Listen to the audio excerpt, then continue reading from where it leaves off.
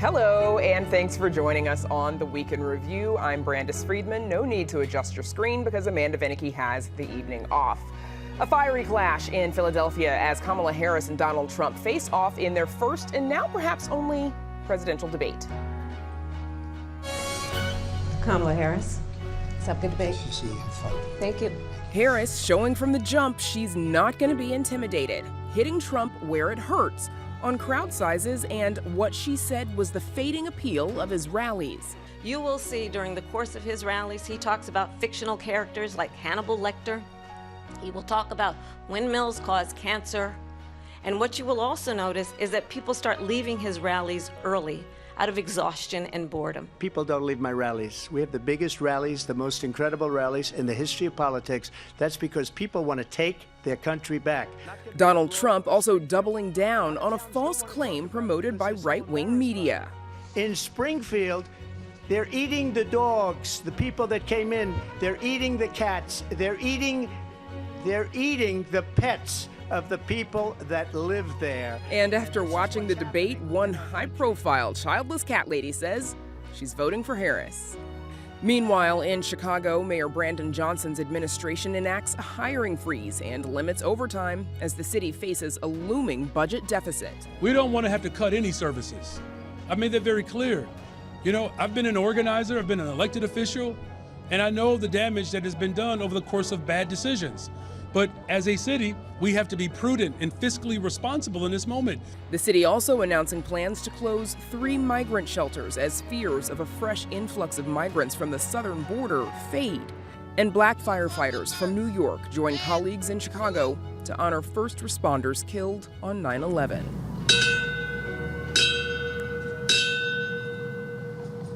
And our Week in Review panel joining us now are Michael Liptrot from Southside Weekly, our own Heather Sharon of WTTW News, Laura Rodriguez Presa from the Chicago Tribune, and Rob Hart of WBBM News Radio. Thanks, everybody, for joining us. So getting into it, 67 million viewers watched the presidential debate. What were all of your takeaways? What were your impressions? Michael Liptrot, let's start with you. Someone definitely did their homework coming into the debate.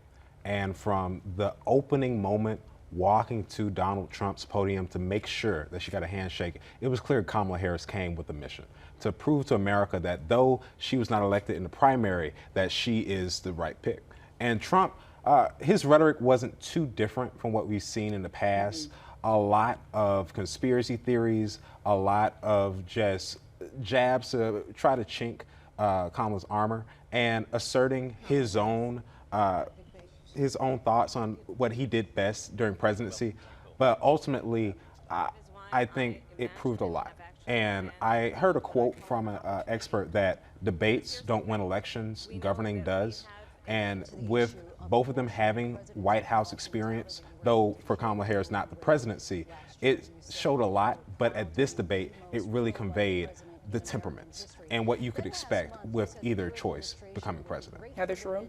So I think that you can't talk about this debate without talking about former President Donald Trump's false claims about immigrants eating dogs in Ohio.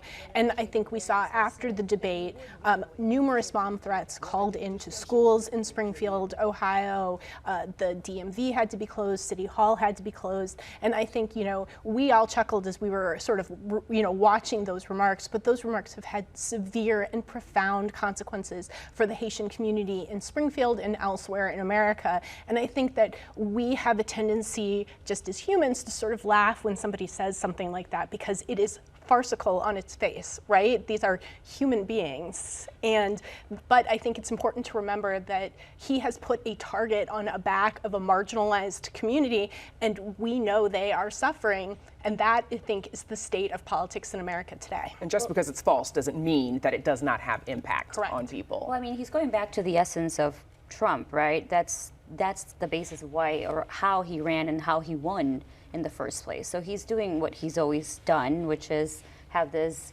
anti-immigrant rhetoric, talking about immigrants and the things that creating this false narratives about them. And so then people follow through because that's what they like to hear from him. And he's appealing to the Trump supporters that we've known that he's created over the last few years.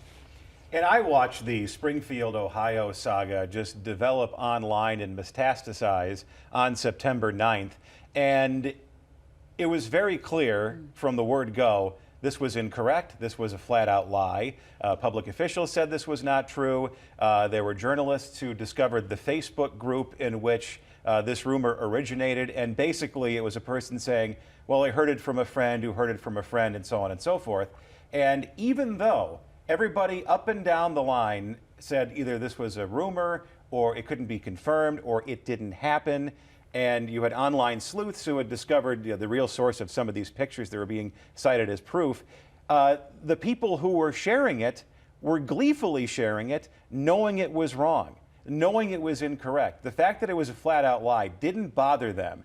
And the question that a lot of people had leading up to the debate was, will this be mentioned in the debate? And sure enough, it was. And yes, it was the source of a lot of very funny Simpsons memes that people were sharing. But as Heather pointed out correctly, this has had a profound impact. Bomb threats have been phoned in. And in fact, our radio station, we talked to the Haitian community in Chicago, representatives, and they're keeping an eye on things because they want to see how it develops here in the Chicago area where we have a large Haitian community.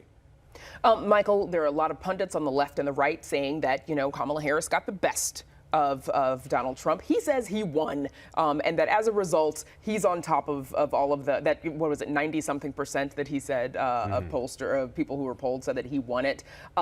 What impact, and you mentioned this earlier, like debates don't win elections. It is governing that does, but what impact do you think the debate will have on voters? I think it is the first time for a lot of people who are on the fence seeing what the realities of a Trump versus Harris election will look like.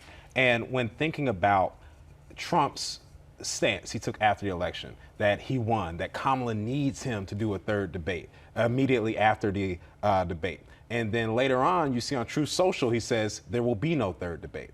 And throughout the debate, throughout Trump's presence in politics, the back and forth on his stance, and it really doesn't show someone who is secure in their judgment, and that it doesn't bode well. And when thinking about that in comparison to Harris, you do have someone who is very much in the legacy of Joe Biden and working to set herself apart from that legacy. And I appreciate the fact that at ABC, they pushed her on that. They pushed her on her stance when it comes to fracking, when it comes to other policies. Position changes. Right, that she's changed on, and having a chance for people who have never viewed her as a presidential candidate to hear her speak candidly on that. So at this point, it's not even clear if there will be a third debate, just given Trump's track record when it comes to these type of statements.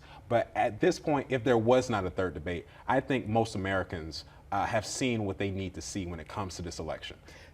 Well, I was going to say, so one of the sharpest exchanges of the evening, it was over the issue of women's reproductive rights and access to abortion after the Supreme Court, of course, overturned the protections of Roe versus Wade. Here's what some or both candidates had to say on that subject.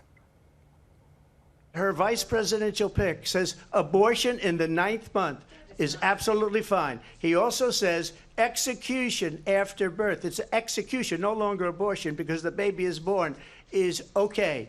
And that's not okay with me. It's the vote of the people now. It's not tied up in the federal government. I did a great service in doing it. It took courage to do it. And the Supreme Court had great courage in doing it.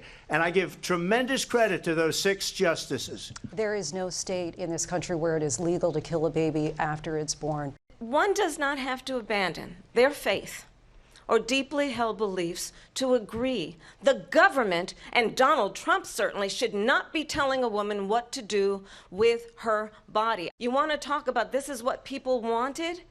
Pregnant women who want to carry a pregnancy to term, suffering from a miscarriage, being denied care in an emergency room because the healthcare providers are afraid they might go to jail, and she's bleeding out in a car in the parking lot? She didn't want that. Her husband didn't want that. A 12 or 13-year-old survivor of incest being forced to carry a pregnancy to term? They don't want that. Heather, that seemed to be one of Harris's strongest and most impassioned moments of the evening. How do you think it played? Well, it was the clearest contrast between her and President Joe Biden. So if you remember all the way back 75 days ago in another era of America political history, he had a hard time sort of prosecuting the case against Donald Trump for overturning Roe versus Wade. And you heard the vice president clearly make that case in a way that the president just did not or could not. And I think that you heard a lot of relief and excitement from abortion rights advocates. You heard Governor J.B. Pritzker, who's been out there saying, this is what we need to talk about when we talk about abortion, the impact on women, on the impact on families. And I think that that is really one of the clearest contrasts between the two candidates. And I think it's one where it could potentially be, determinative in November, because we believe this election is going to be very close. So it will come down, I think, in large part as to the number of women who go out and vote, because we know that women overwhelmingly support abortion rights. I think whether Kamala Harris was able to make the case to those who are perhaps a little bit more on the fence that this is, sort of not some extreme sort of, infanticide fantasy, as we heard from the former president, but a question about women's health, I think that is one of the major issues this election will decide. So also in that exchange that we just saw co-moderator Lindsay Davis. She's also fact-checking Trump. We know that David Muir did a little bit of that during the debate as well. Rob, what do you make of how the moderators were fact-checking Trump? Because Trump, the campaign, they've complained about that. They've said that the moderators were unfair and that it was 3 against 1 instead of just Trump against Kamala Harris. But that has been his method of operation ever since he went down the escalator at Trump Tower 9 years ago. That has defined our discourse, that has defined our rhetoric, that has defined the way people talk to each other and how they sort themselves now ideologically, is that, Donald Trump has like a fire hose of things to say. And you have a hard time keeping up with what's true and what's false and what's bravado and what's the old razzle dazzle, because he is, after all, a salesman. And for the first time in the history of Donald Trump debates, going all the way back to the Republican primaries in 2015, there was somebody there, a moderator, to say, hey, wait a minute, you're arguing from a false premise. So an NPR PBS News Marist poll released hours before the candidates faced off showed that Trump was ahead of Harris among Latino voters, 51% to 47%. Now, this marks a 19-point shift from August when Harris led the former president by 15 points in the same voting group. Laura, what about Trump might appeal to Latino voters? Well, I think there's a big misconception about the Latino vote, right? There's this idea that everything is based on immigration policies and how things are shaping up with that, and that is definitely not true, right? A lot of people are very much in different economic spaces. There's people that come from very small towns where people are very conservative. So they do believe, right, abortion is a big topic for a lot of older Latinos who may believe that he has, the right policy in place, and definitely not Kamala Harris. So there's that idea of almost a machismo as well, right? And so I think it's a lot of issues that we don't really talk about, but they are inherently rooted. But we do see a lot of most Latinos that support Trump are men, which then again shows, right, where that's coming from. With now a woman running against him, and Mexico has its first woman president as well. So I think that there is now that a little bit more of an open mind and seeing how things shape up. Now that we have Kamala and Trump. Yeah, a bit of a shift. Yeah, we discussed this on Black Voices as well, about black men in particular being attracted to Donald Trump, and there being a little bit of discourse over supporting a black woman, black and South Asian woman in the race.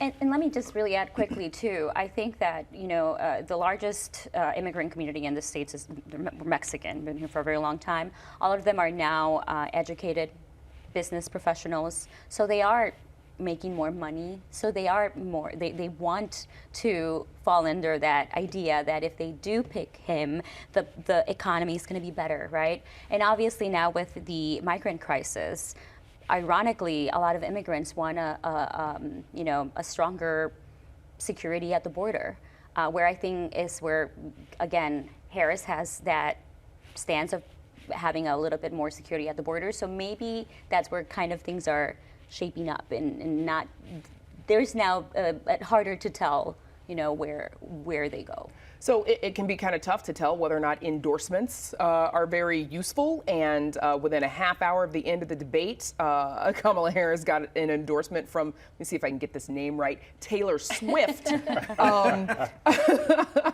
How much, might that endorsement be worth given Swift's more than 280 million followers on social media? Dropping that out there, go. So you're not going to have a lot of people who are like, well, I was going to vote for Donald Trump, but Taylor Swift sells me now I'm switching. But what it does potentially is it expands the universe of potential voters. And we saw just literally hundreds of thousands of people use the link in that Instagram post that you're seeing right now to go to vote.gov to either register to vote or to check their voter registration.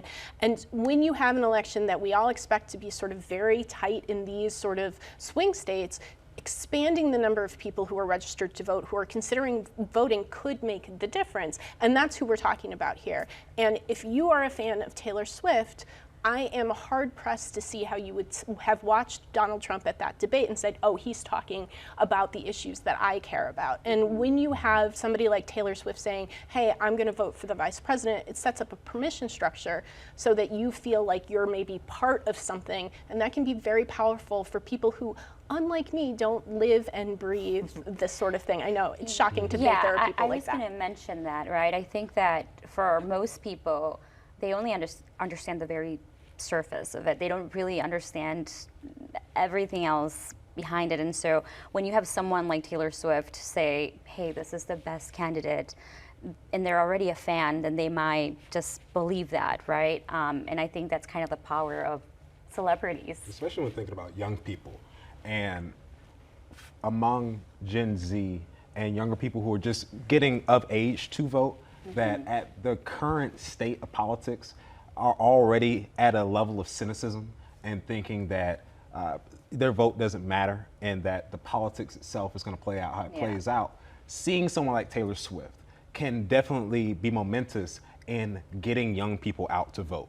And we've seen it in Chicago with how many young people can make an impact to an economy.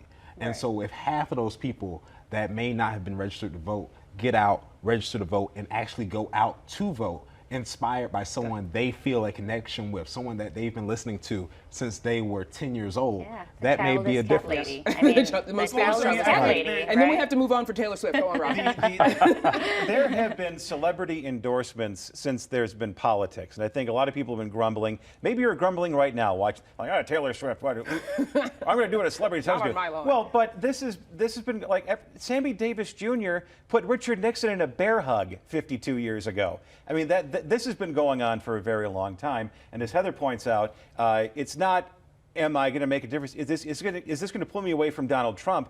Am I going to vote for Harris or just stay home? And maybe on the margins that will make a difference. Okay, so let's talk about the city budget because Heather, there's been briefly, if you would, a little bit of mayoral staff drama. At City Hall this week.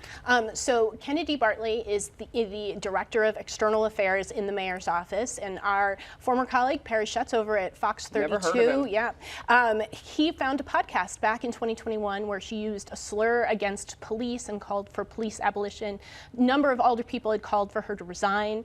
She apologized for those remarks in an interview with me today. Go to our website, you can read the whole thing. But she denied heckling Alderman Deborah Silverstein during a debate about a resolution condemning the Hamas-Israel war back in October. The alderperson said that she had been told by other alder people that Kennedy Bartley had done that. Kennedy said she did not do that and that she would not have done that. However, she said that she knew what she was doing when she tweeted, "From the river to the sea, Palestine will be free," in the days after the October 7th attack. She said that that was meant to express solidarity with the pro-Palestinian people and to sort of urge a creation of a Palestinian state. She said, however, now she's more mindful that that phrase has been weaponized by Hamas to call for the eradication of Israel. Of course. Okay, now we got to talk about the budget.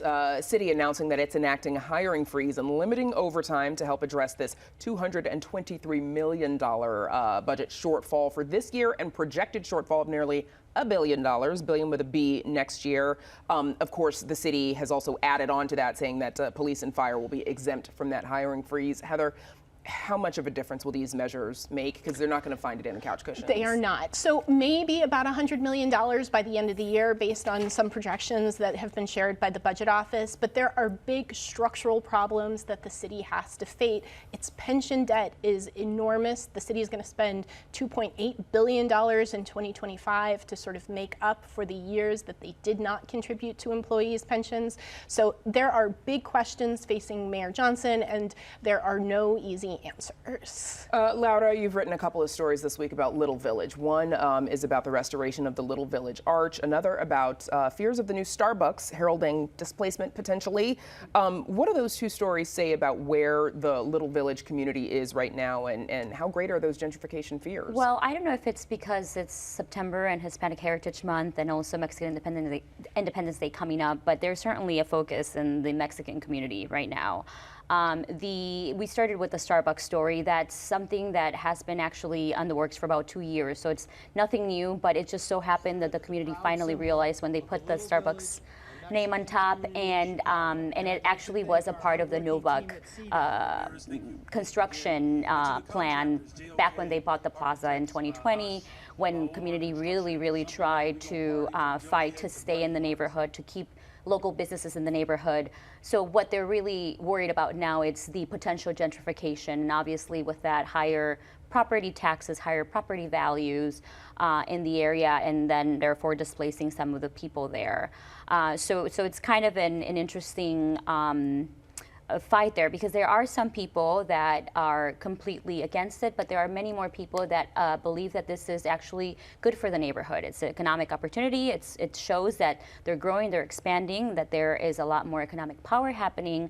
You know, just a few months ago, I wrote a story about Pilsen and the gentrification there, and it showed that the neighborhood is still predominantly Latino, but the income is higher. So then that changes the conversation. So is gentrification just about displacing immigrants and bringing in, white folks, or is it because of an economic displacement? And then the Little Village Arch, that goes, again, right next to Starbucks. So was it a plan that was in the place already or not? But it's right next to each other, right next to it, and I believe it's a $1.25 million renovation that happened to the arch, and people celebrated that. It's just ahead of the Mexican Independence Day. Okay. Also, the anniversary of 9/11 this week, of course, 23 years. One thing I saw on social media is that some people, to mark the day, might read the same article that they have read every year, just to sort of like commemorate the day for themselves. I know someone who reads the story of the falling man, which I think is in Esquire, just every year on the same day, on 9/11, to honor those who died. Do any of you do anything to sort of mark the day, obviously, other than the work that we do, of course, which entails I remember the day very well. I was working in Milwaukee. I was a senior at Marquette University. I could tell you like the thoughts I had in my head that morning, and I got called into work at WTMJ Radio, and just sitting there all day taking in closures because everybody was shutting down. Schools were closing, the malls were closing, people were going home. That day is seared into my memory. The strangest thing, most surreal thing that happened to me this week was my daughter, who's in 5th grade, about to turn 11. This is history class for her. And this is something you learn about in social studies, and this is something that a day I'll never forget. Yeah, and she's just now learning. She's just now learning about it, yeah. Yeah. Does anybody else do anything to mark the day, or?